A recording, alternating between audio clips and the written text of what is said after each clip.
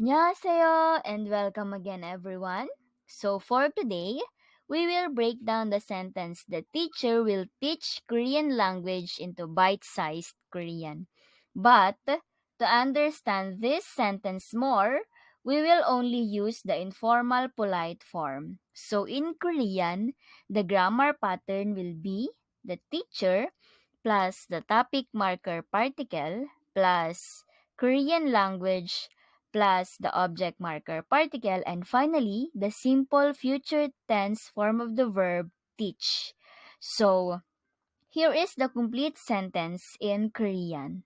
선생님은 한국어를 가르칠 거예요. 선생님은 한국어를 가르칠 거예요. Okay, let us now start. So here is the first one. We have here the topic noun, the teacher, or in Korean it is 선생님. 선생님. And next, we have here our topic noun, the teacher, with the topic marker particle un. So if we put them together, it is pronounced in Korean as 선생님은. 선생님은.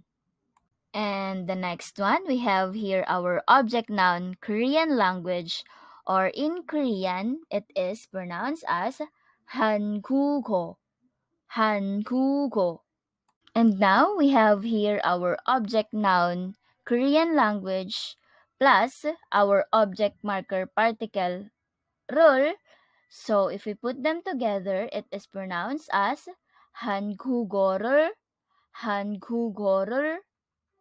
And finally, we have here the simple future tense form of the verb will teach, which in Korean is pronounced as 가르칠 거예요. 가르칠 거예요. Alright, so let's put it all together, the sentence. And in Korean, it will be 선생님은 한국어를 가르칠 거예요. 선생님은 한국어를 가르칠 거예요. Okay, it's your turn to try. And of course, thank you again for listening and we hope to see you again next time. 화이팅!